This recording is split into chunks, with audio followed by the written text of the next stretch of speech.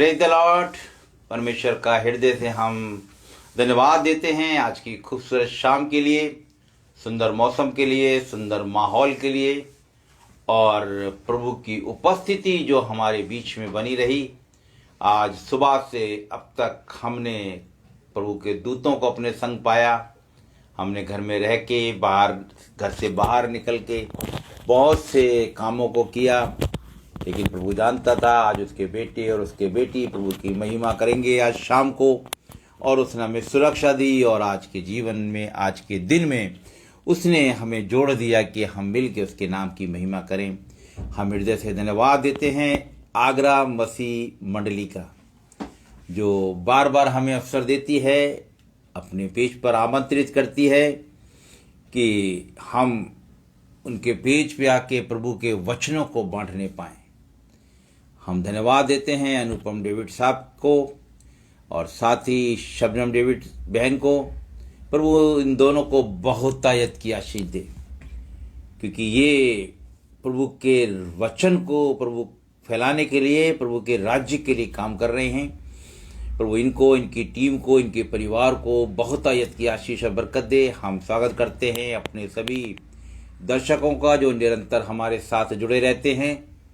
जितने हमारे साथ जुड़े हैं सबको हम हृदय से धन्यवाद देते हैं। साथ ही हम धन्यवाद देते हैं उन सभी को जो बाद में भी हमारे साथ जुड़ेंगे और आज के प्रभु के वचन में शामिल होकर उसकी महिमा करेंगे। आइए हम आज की आराधना, शाम की आराधना शुरू करते हैं।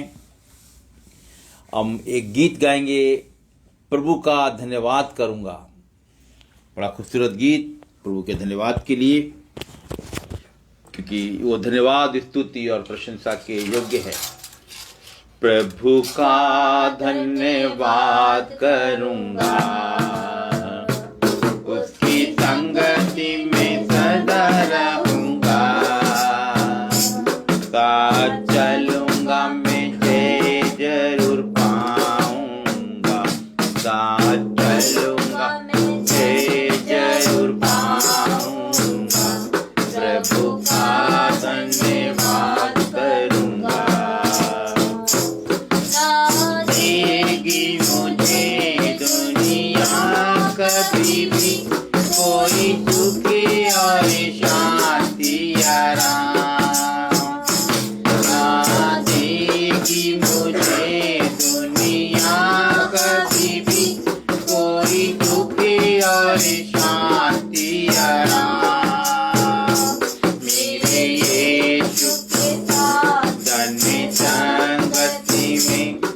सदा मिलेगी खुशी मुझे को, मेरे यीशु के साथ संगति में सदा मिलेगी खुशी मुझे को। प्रभु का धन्यवाद करूंगा, उसकी संगति में सदा रहूंगा। मैं जय जरूर पाऊंगा, साथ चलूंगा मैं जय जरूर पाऊंगा। प्रभु का धन्यवाद करूंगा। मेरी जिंदगी की ये परेशानी में खुल जाता है आशा का द्वार। मेरी जिंदगी की हर परेशानी में खुल जाता है आशा का द्वार। कभी ना डरूंगा, कभी ना हटूंगा, चाहे जान भी देना पड़े। कभी ना डरूंगा, कभी ना हटूंगा, चाहे जान भी देना पड़े।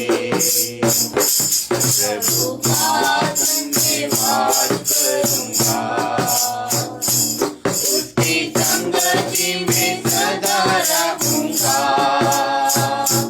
साथ चलूंगा मैं जय जरूर पाऊंगा, साथ चलूंगा मैं जय जरूर पाऊंगा।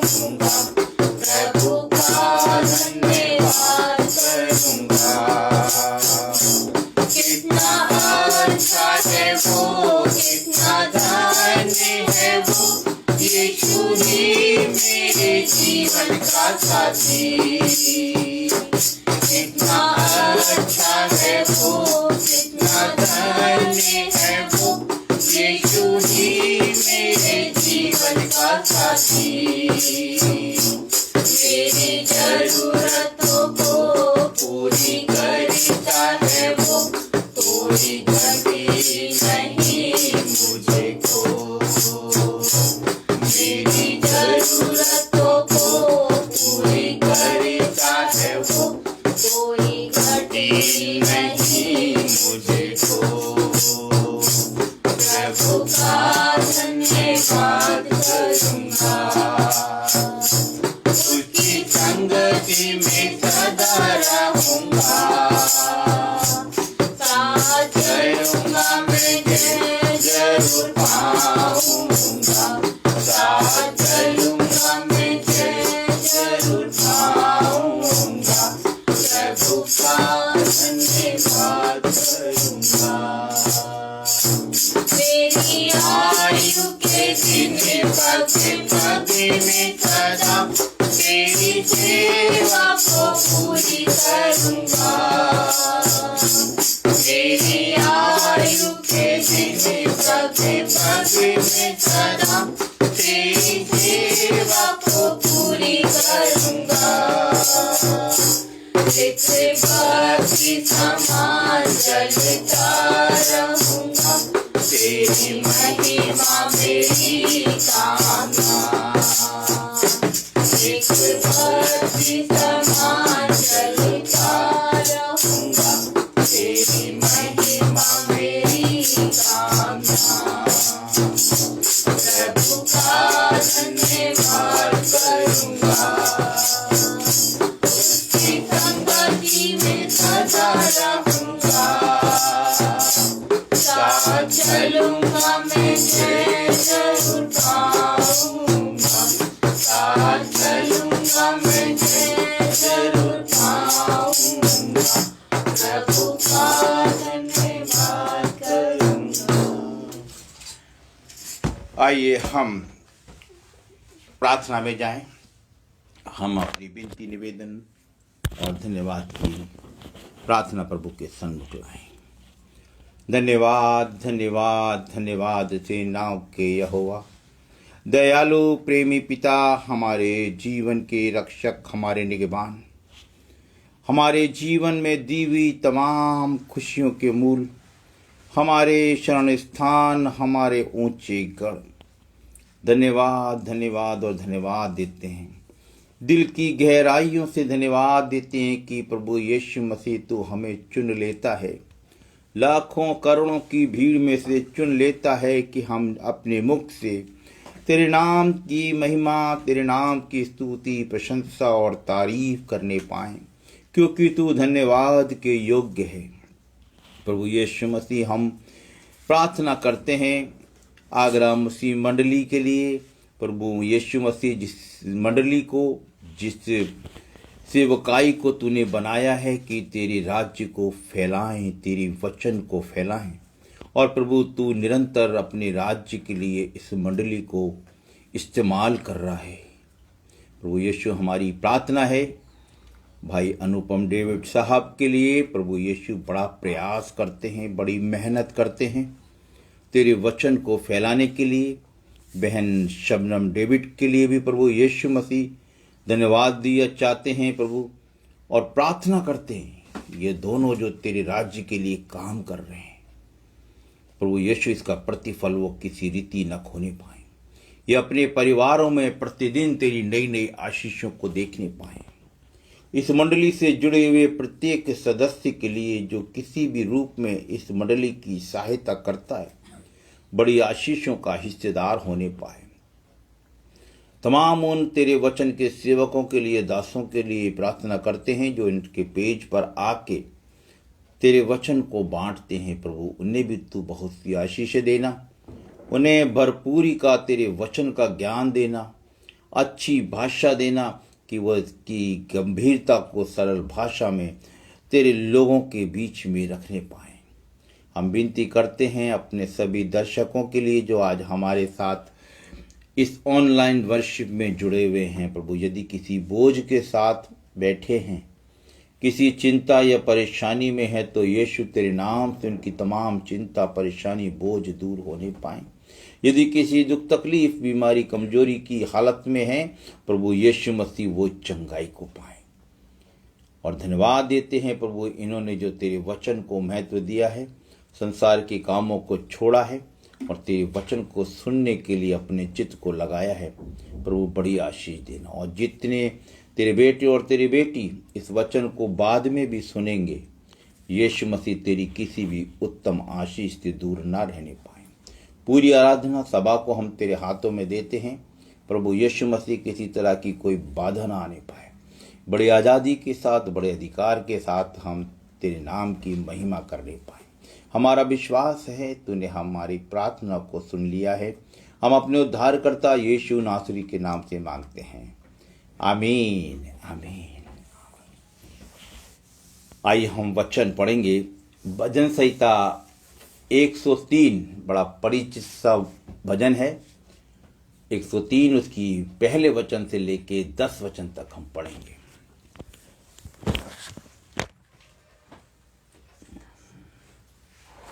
यहाँ इस प्रकार लिखा है, हे मेरे मन यहोवा को धन्य कहे, और जो कुछ मुझ में है वह उसके पवित्र नाम को धन्य कहे। हे मेरे मन यहोवा को धन्य कहे और उसके किसी उपकार को ना भूलना। वही तो तेरे सब अधर्म को क्षमा करता और तेरे सब रोगों को चंगा करता है। वही तो तेरे प्राण को नष्ट होने से बचा लेता है और तेरे सिर पर करुणा और दया का मुकुट बांधता है। वही तो तेरी लालसा को उत्तम पदार्थों से तृप्त करता है, जिससे तेरी जवानी उकाब के समान नई हो जाती है। यहोवा सब पिसे हुओं के लिए धर्म और न्याय के काम करता है। उसने मूसा को अपनी गति और इस्राएलियों पर अपनी काम प्रकट किए।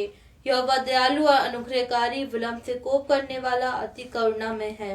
वह सर्वदा वाद विवाद करता ना रहेगा, न उसका क्रोध सदा के लिए भड़का रहेगा। उसने हमारे पापों के अनुसार हमसे व्यवहार नहीं किया और न हमारे धर्म के कामों के अनुसार हमको बदला दिया है।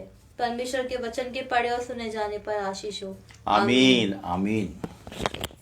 बड़ा खूबसूरत वचन और ये धन्यवादी भजन जो राजा दाऊद ने लिखा है, आज हम इसके ऊपर भी चिंतन और मनन करेंगे। साथ ही जो आज का हमारा विषय है वो है धन्यवादी बनो।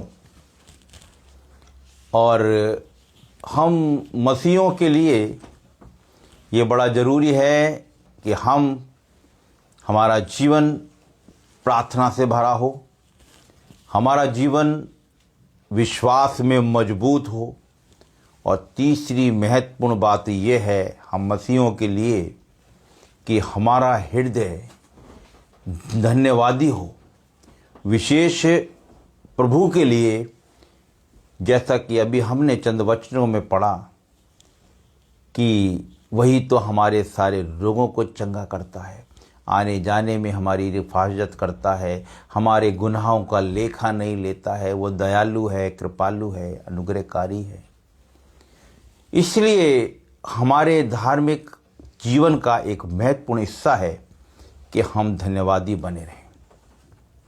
हम अक्सर बैंक में जाते हैं या बाज़ार में जाते हैं और किसी तरह का कोई लेन देन करते हैं, हमारे मुख से निकल जाता है थैंक यू। ये बड़ी अच्छी बात है।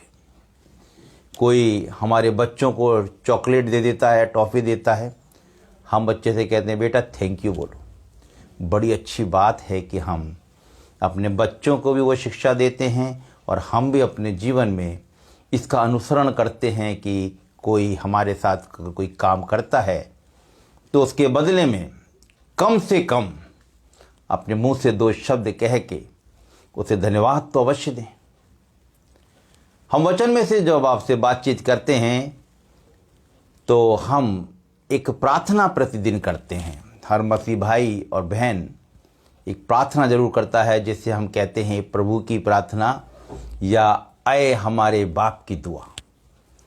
हम अपने आराधनालयों में करते हैं, अपने परिवारों में करते हैं और उसके बीच में हम एक बड़ी महत्वपूर्ण सी बात बोल देते हैं और बड़ी छोटी सी बात, तेरी इच्छा जैसे स्वर्ग में पूरी होती है वैसे पृथ्वी पर हो, जैसे तेरी मर्जी आसमान में पूरी होती है वैसे जमीन पर भी हो। ये बड़ी अच्छी बात है। और परमेश्वर की बहुत सी इच्छाएं और बहुत सी आशाएं हैं, बहुत सी अपेक्षाएं हैं जो मेरे और आपके साथ जुड़ी हुई हैं। यूँ तो किसी दिन हम आपके साथ होंगे तो प्रचार करेंगे कि परमेश्वर हमारे जीवन से क्या क्या चाहता है, वो किस तरह का जीवन हमारा हो ये चाहता है। और उसी में उसकी एक इच्छा ये भी है कि जैसे तेरी प्रार्थना ये भी है कि जैसे तेरी इच्छा स्वर्ग में पूरी होती है जमीन पे हो। और वो इच्छा क्या है, हम एक वचन देखते हैं जो पाया जाता है पहला थिस्सलुनीकियों 5वां अध्याय और उसका 18वां वचन। लिखा है, हर बात में धन्यवाद करो क्योंकि तुम्हारे लिए मसीह यीशु में परमेश्वर की यही इच्छा है। जब हम प्रतिदिन इस बात को कहते हैं जैसे तेरी इच्छा स्वर्ग में पूरी होती है पृथ्वी पर भी हो, और उसकी इच्छा आज हम एक वचन के अंदर देखते हैं जहाँ इस प्रकार से लिखा है पहला थिस्सलुनीकियों 5:18, हर बात में धन्यवाद करो क्योंकि तुम्हारे लिए मसीह यीशु में परमेश्वर की यही इच्छा है। परमेश्वर की यही इच्छा है। वो मेरे से आपसे ये बड़ा एक्सपेक्टेशन रखता है, बड़ी आशा रखता है कि मैं और आप निरंतर उसको धन्यवाद देंगे। लेकिन हम किस किस बात का धन्यवाद दें? आज हमारे घर में अगर ये बिजली जल रही है, हम बिजली का इस्तेमाल कर रहे हैं, तो एक महीने के अंत में एक बिजली का बिल हमारे घर में आ जाता है और हमें वो पे करना होता है। और पे ना करेंगे तो 1 महीने 2 महीने के बाद हमारी बिजली कट हो जाएगी। इसी तरह हमारे घर में बहुत सी चीज़ें आती हैं, हम सबका बिल आता है, सबका पेमेंट करते हैं, चलता रहता है। लेकिन क्या हमने कभी ये सोचा, हम जो सांस ले रहे हैं, ये जो हवा हमें मिल रही है, जो ऑक्सीजन हमें मिल रही है, क्या कभी इसका बिल आया? सुबह सूरज निकलता है, इसकी रोशनी हमारे ऊपर पड़ती है और हमारे बहुत से काम इस सूरज की रोशनी से जुड़े हुए हैं। क्या इसका कभी बिल आया? समय समय पर वर्षा होती है, अगर ये वर्षा ना हो तो हमारे लिए कहाँ से अनाज आएगा, कहाँ से सब्जियाँ आएंगी, कहाँ से और बहुत सी चीज़ें आएंगी जो हमें एग्रीकल्चर से, खेती बाड़ी से मिलती। क्या कभी इस वर्षा का बिल आया? कभी नहीं आया। ये वो खुदा है जो हमारी, मेरी और आपकी सुधि लेता है। समय समय पर हमें तमाम हमारी आवश्यकताओं को पूरी करता है। चाहता क्या है, उसकी इच्छा क्या है? उसकी इच्छा तो मात्र ये है कि हम धन्यवाद दें। और भी हम जीवन के अंदर देखें, सुबह से हम घर से बाहर निकलते हैं, गाड़ियाँ ड्राइव करते हैं, कई मोड़ों पर होते हैं, बहुत से काम हम बाज़ार में रह के करते हैं, घर से निकल के अपने ऑफिस में रह के करते हैं, अपने वर्कशॉप में जाके करते हैं, जो कार्य क्षेत्र हमारे हैं, हॉस्पिटल्स में रह के, स्कूल्स में रह के हम काम करते हैं। कितने हम ऐसे मोड़ों से निकलते हैं, कैसी ऐसी बाधाओं से निकलते हैं जो बहुत बड़ी समस्या बन सकती है, लेकिन प्रभु हमें बड़ी आसानी से वहाँ से निकाल के लाता है और शाम को हम फिर उसके नाम की महिमा करते हैं। तो वो चाहता है प्रति शाम को हमारे परिवारों के अंदर ऐसी एक संगति हो, परिवार के बच्चों के साथ मिलके, बुजुर्गों के साथ मिलके प्रभु की महिमा करें। हम उसको धन्यवाद दें, बार बार धन्यवाद दें, क्योंकि वो हमसे यही चाहता है, उसकी यही इच्छा है कि हम उसे धन्यवाद दें। ऐसा वचन के अंदर लिखा है, जैसा कि अभी हमने पहला थिस्सलुनीकियों 5:18 के अंदर पढ़ा है। बात करते हैं, आज हमने पढ़ा है 103 भजन। यहाँ दाऊद कहता है, हे मेरे मन तू यहोवा को धन्य कह। यहाँ दाऊद मन की, हृदय की गहराइयों से यहोवा को धन्य कहना चाहता है। यूँ तो हम जानते हैं कि प्रभु यीशु खुदा ने अब्राहम को अपना मित्र कहा और मूसा को कहा कि मैंने पृथ्वी भर पे ऐसा नम्र मनुष्य नहीं देखा। लेकिन जो दाऊद के लिए कहा वो ये कहा कि ये मेरे मन के अनुसार व्यक्ति है। दाऊद जो प्रभु के मन के अनुसार व्यक्ति है वो हर बात में क्योंकि धन्यवादी पाया जाता है। वो कहता है हे मेरे मन तू यहोवा को धन्य कह, और कहता है जो कुछ मुझ में है उसके पवित्र नाम को पूरे आत्मा के साथ। जो कुछ मुझ में है, जो काबिलियत मेरे अंदर है, जहां मैं खड़ा हूं, जिस स्तर पर मैं हूं, पूरे दिल से वो यहोवा को धन्यवाद देना चाहता है। और एक बात और कहता है कि ए मेरे मन यहोवा को धन्य कह, उसके किसी उपकार को ना भूलना। अगर मैं और आप स्मरण करें तो इतनी बातें मेरे और आपके पास हैं यहोवा को धन्यवाद देने के लिए। कितनी हम दुर्घटनाओं को देखते हैं, लोग घरों के अंदर ही गिर जाते हैं, फ्रैक्चर हो जाते हैं, सीढ़ियों से चढ़ते उतरते, राह में चलते, कितनी गंभीर बीमारियां लोगों के जीवन में आ जाती हैं। लेकिन प्रभु हमें बारंबार मौके देता है, कहता है उसके किसी उपकार को ना भूलना। बैठ के स्मरण करो कि प्रभु यीशु तूने हमें कहाँ रखा है, हम कितने आशीषित हैं, कितने सुरक्षित हैं, कितने आनंदित हैं। बारंबार उसे धन्यवाद देना चाहता है। और दाऊद एक बात और कहता है कि ये मिट्टी,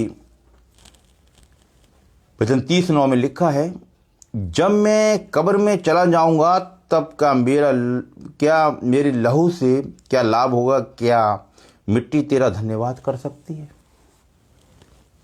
दाऊद ये बहुत बड़ी महत्वपूर्ण बात मेरे और आपके लिए कहता है। ये मिट्टी क्या प्रभु का धन्यवाद कर सकती है। आज जो खुदा ने मुझे और आपको सांसें दिए हैं तो सबसे पहला उसका उद्देश्य यही है कि मैं और आप अपने मुख से उसको धन्यवाद दें।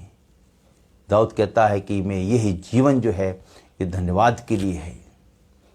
बारंबार वो मेरे आपके जीवन से धन्यवाद चाहता है। लूका के 17 अध्याय में अब एक घटना देखते हैं 11 वचन से आगे, जहाँ पर 10 कोढ़ी हैं। और लूका के 17 अध्याय में जब हम देखते हैं, बड़ी अच्छी घटना है और बड़ी प्रचलित घटना है, जिसको हम जानते हैं कि वहाँ पर 10 कोढ़ी हैं और 10 के 10 चंगे हो जाते हैं। यहाँ पर जब प्रभु यीशु मसीह को वो कोढ़ी देखते हैं तो उन्होंने दूर खड़े होकर ऊंचे शब्द से कहा, हे यीशु नासरी, हे स्वामी, हम पर दया कर।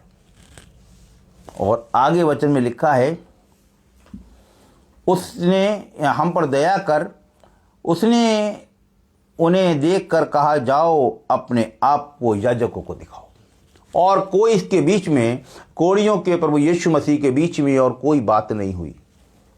उनने कहा दया करो, उसने कहा, प्रभु यीशु मसीह ने कहा जाओ याजकों को दिखाओ। और वो जा ही रहे थे कि राह में उन्होंने देखा कि वो चंगे हो गए। और उनमें से एक व्यक्ति लौट के आया और प्रभु यीशु मसीह के पांव पर गिरकर उसने दंडवत किया और प्रभु यीशु मसीह को उसने हृदय से धन्यवाद दिया। कभी कभी मेरे और आपके जीवन में भी ऐसा ही होता है कि हमने ना प्रार्थना की होती, ना कुछ मांगा होता, लेकिन हमें बड़ी बड़ी आशीषें मिल जाती। इनके जीवन में इन्हें बहुत बड़ी आशीष मिली थी। इनके जीवन से कोढ़ चला गया था। ये एक बड़ी गंभीर बीमारी थी। उस समय को देखते हुए बड़ी गंभीर बीमारी थी कि ये समाज के बीच में नहीं रह सकते थे, परिवार के लोगों के साथ नहीं रह सकते थे। इतनी बड़ी बीमारी से इन्होंने चंगाई पाई। कभी कभी मेरे और आपके जीवन में भी हम किसी गंभीर समस्या में होते हैं, किसी बीमारी में होते हैं, किसी तकलीफ में होते हैं, किसी दर्द में होते हैं और चंगाई को पा लेते हैं और हम सोचते हैं शायद ये हमारी काबिलियत थी, हमारी तो अच्छे अच्छे डॉक्टर से जान पहचान थी, हमने महंगी वाली दवाई खा ली, हमने बड़ी चतुराई से इस समस्या में से निकल गए, हम तो ऐसी संकट में फंस गए थे और हम लौट के खुदा के पास नहीं आते हैं। उसी तरह के वो 9 व्यक्ति थे जिन्होंने अपने जीवन में कामों को देखा, लेकिन उन्होंने प्रभु को धन्यवाद देना उचित नहीं समझा। प्रभु यीशु मसीह ने उनसे यही बात की, क्या वो बाकी 9 चंगे नहीं हुए? प्रभु हमसे, मुझसे और आपसे ये चाहता है, जैसा कि दाऊद ने कहा, मैं उसके किसी उपकार को नहीं भूलना चाहता, हर उपकार के लिए वो धन्यवाद देना चाहता है। ये मुझे और आपको बड़े बोझ के साथ चिंतन और मनन करना होगा। ये बहुत छोटा विषय नहीं है। जिसे हम कहते हैं कि बड़ा छोटा सा विषय है प्रभु को धन्यवाद देना, वो हर समय मुझसे और आपसे धन्यवाद चाहता है। हम प्रभु यीशु मसीह को जीवन को देखते हैं कि प्रभु यीशु मसीह जो हमसे चाहते हैं वो खुद करके दिखाते हैं। अगर प्रभु यीशु मसीह की जीवनी को देखते हैं, हम तो समाचारों को पढ़ते हैं, प्रभु यीशु मसीह चाहते हैं जो वो चाहते हैं कि हम प्रार्थना करें तो वो प्रार्थना से भरा जीवन है। प्रभु यीशु मसीह चाहते हैं कि हम क्षमा करें तो उन्होंने क्षमा करके दिखाया। प्रभु यीशु मसीह चाहते हैं हम दूसरों का सम्मान करें, उन्होंने अपने चेलों तक के पांव धो के दिखाए। वो किस लिए? कि मैं और आप उसके बताए हुए रास्ते पर चलें, जिससे कि कहा है कि वो मार्ग है जो वो चाहता है वही करें। हम कुछ जगह से देखते हैं प्रभु यीशु मसीह का धन्यवादी जीवन। हम देखते हैं यूहन्ना के 11वें अध्याय में, जहाँ पर एक बहुत बड़ी घटना है, जहाँ पर प्रभु यीशु मसीह लाजर को 4 दिन के मृत लाजर को जीवित करते हैं। और प्रभु यीशु मसीह एक ऊंची आवाज़ में कहते हैं लाजर बाहर आ, और वो कब्र में से बाहर निकल आता है। वो पूरी घटना में और आप बड़ी बेहतर तरीके से जानते हैं कि जब वो लाजर बीमार हुआ, उनकी बहनों ने खबर, एक बहुत बड़ी बात कहते हैं जो मेरे और आपके लिए कहते हैं, वहाँ पे इकट्ठे बहुत से लोगों के लिए कहते हैं यूहन्ना का। और हम 11वें अध्याय के अंदर चलेंगे जहाँ ये सारी बातें हमें देखने को मिलती हैं। लिखा है यूहन्ना का 11 अध्याय और उसके 41-40 वचन में, यीशु ने उनसे कहा, क्या मैंने तुझसे नहीं कहा था यदि तू विश्वास करेगी तो परमेश्वर की महिमा को देखेगी। 41 वचन, ये 40वां था। तब उन्होंने उस पत्थर को हटाया। यीशु ने आंख उठाकर कहा, हे पिता, मैं तेरा धन्यवाद करता हूं कि तूने मेरी सुन ली है। यहाँ अभी प्रभु यीशु मसीह ने ये नहीं कहा है कि तू लाजर बाहर निकले आ, उससे पहले ही प्रभु यीशु मसीह धन्यवाद दे रहे हैं और कहते हैं कि हे पिता, मैं तेरा धन्यवाद करता हूँ कि तूने मेरी सुन ली है। मैं जानता हूँ कि तू सदा मेरी सुनता है, परंतु जो भीड़ आसपास खड़ी थी उसके कारण मैंने उनसे कहा, जिससे वे फिर विश्वास करें कि तूने मुझे भेजा। ये कहकर उसने बड़े शब्द से पुकारा, ये लाजर निकला। ये बड़ी भीड़ जो वहाँ खड़ी थी, मेरे जैसे आपके जैसे बहुत से लोग वहाँ खड़े थे, उनके लिए ये बात कही कि प्रभु मैं तेरा धन्यवाद करता हूँ। वो मेरे और आपके जीवन से चाहता है कि हम हर कदम पर प्रभु को धन्यवाद दें। एक घटना और, जहाँ प्रभु यीशु मसीह एक बहुत बड़ी भीड़ को खाना खिलाते हैं और वहाँ पर 12 टोकरे बच जाते हैं। और था क्या? केवल 5 रोटी और 2 मछली वहाँ पर थी। एक बड़ा अद्भुत आश्चर्य काम करने जा रहे थे प्रभु यीशु मसीह, जो हमेशा के लिए हम मसीहों के लिए वरन सबके लिए एक उदाहरण बन जाएगा, एक आदर्श बन जाएगा। वहाँ भी प्रभु यीशु मसीह ने यही काम किया।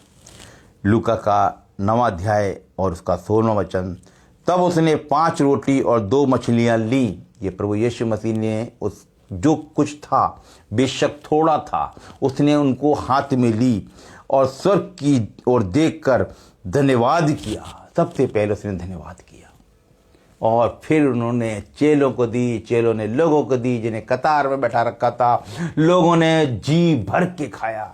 उनसे ऐसा नहीं कहा कि देखो थोड़ा थोड़ा खाना, केवल 5 रोटी 2 मछली हैं, बाकी तुम घर जाके खा लेना, या अभी खाली इसलिए है कि तुम घर तक पहुंच जाओ। लोगों ने जी भर के खाया। करा क्या था?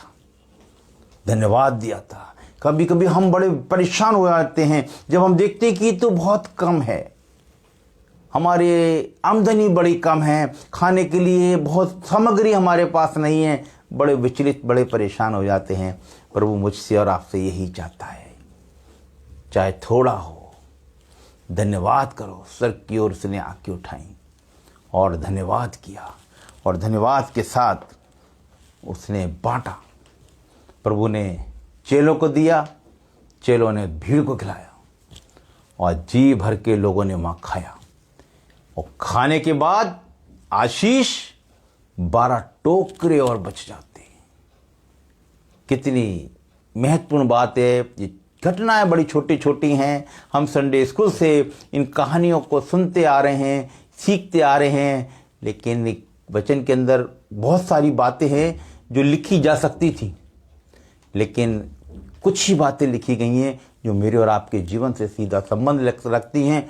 क्योंकि यूहन्ना रचित सुसमाचार के अंत में लिखा है, अगर वो सारी बातें लिखी जाती तो इस संसार के अंदर उन किताबों को रखने की जगह नहीं होती। इतनी घटनाएं प्रभु के यीशु मसीह के जीवन से जुड़ी हुई हैं, लेकिन ये तो चंद घटनाएं हैं, बहुत थोड़ी सी घटनाएं हैं जो मेरे और आपके लिए पवित्र आत्मा की प्रेरणा से लिख दी गई हैं। तो मुझे और आपको एक एक घटना को बड़ी चिंतन और मनन करने की ज़रूरत है। और आज का जो मेरा और आपका महत्वपूर्ण विषय है वो यही है कि धन्यवादी बनो, धन्यवादी बनो। हम दाऊद को देखते हैं, दाऊद भजन 34 और मुझे याद आता है, वो भी धन्यवाद का एक बड़ा खूबसूरत वचन है। भजन संहिता 34। दाऊद अपने जीवन के अंदर बहुत धन्यवादी बना रहा। हर मोड़ पे, हर कदम पे प्रभु यीशु मसीह परमेश्वर का धन्यवाद देता रहा। भजन 34 में लिखा है, मैं हर समय यहोवा को धन्य कहा करूँगा। दाऊद कहता, मैं हर समय यहोवा को धन्य कहा करूँगा, उसकी स्तुति निरंतर मेरे मुख से होती रहेगी। हमेशा निरंतर वो मुझसे और आपसे अपनी स्तुति और प्रशंसा चाहता है, चाहे वो छोटे बच्चे हों, चाहे वो जवान हों, चाहे घर में रहने वाली गृहणियाँ हों, बहनें हों, चाहे हम ड्यूटीज़ पे जाने वाले हों, हम बहुत से कामों को करने वाले हों, हम खुदा के वचन को बांटने वाले हों, वो हर समय मुझसे और आपसे धन्यवाद चाहता है।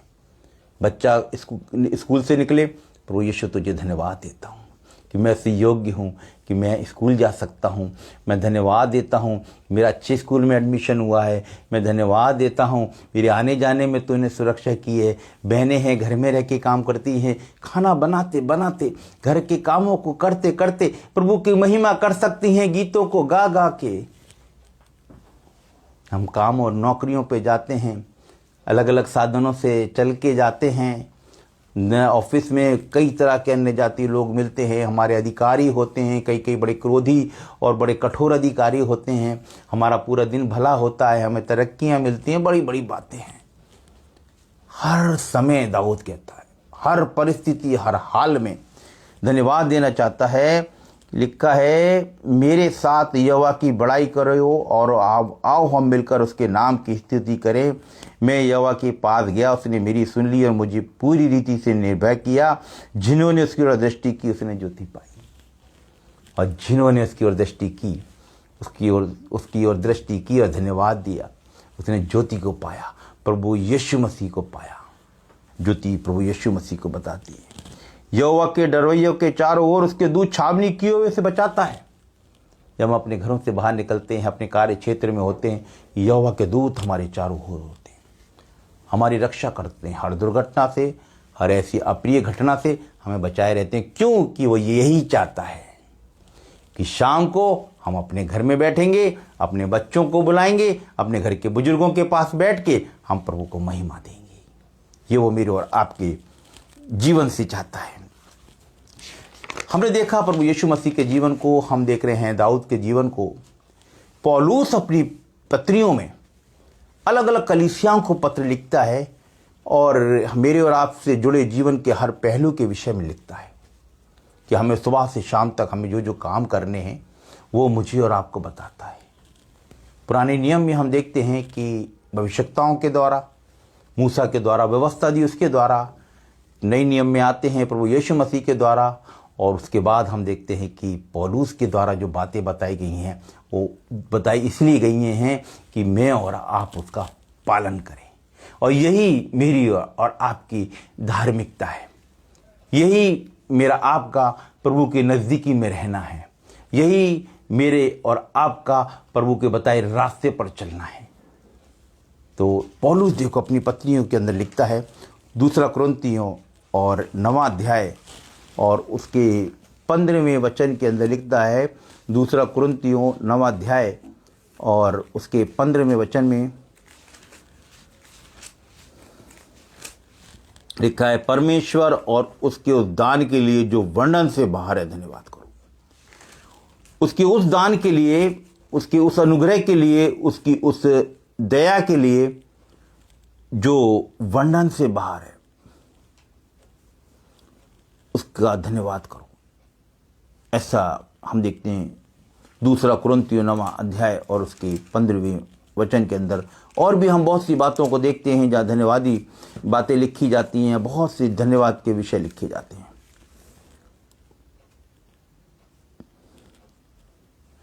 और हम देखते हैं इफिसियों की पत्री और उसका 5वां अध्याय उसके 20वें वचन में, इफिसियों की पत्री 5वां अध्याय उसके 20वें वचन के अंदर लिखा है, और सदा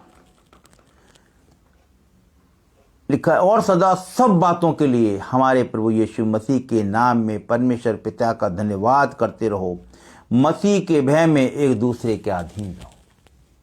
अगर मेरे और आपके जीवन में मसीह का भय पाया जाता है तो हम एक दूसरे की अधीनता में, अधीनता का मतलब यह है, या बाइबल स्पष्ट बताना चाहती है कि अपने शिष्टाचार में हम अधीन बने रहें और हर बात में हम प्रभु को धन्यवाद देने वाले हों। और फिलिपियों की पत्री और उसके 4थे अध्याय में चलेंगे। इफिसियों और फिलिपियों की पत्री और उसका 4था अध्याय हमें बहुत सी बातें बताता है, जहाँ बहुत सी व्यवहारिक बातों के बारे में लिखा है। प्रभु में सदा आनंदित रहो।